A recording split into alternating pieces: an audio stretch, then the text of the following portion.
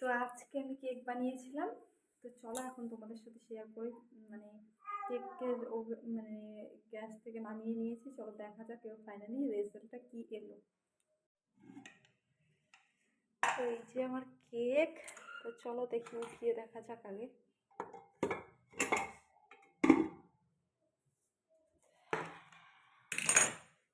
কেকটা কিন্তু বেশ ফুলেছে,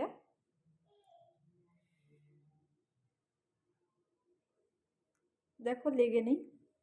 তো কেকটা ফাইনালি, তো খুব খুশি লাগছে এইবার হলো।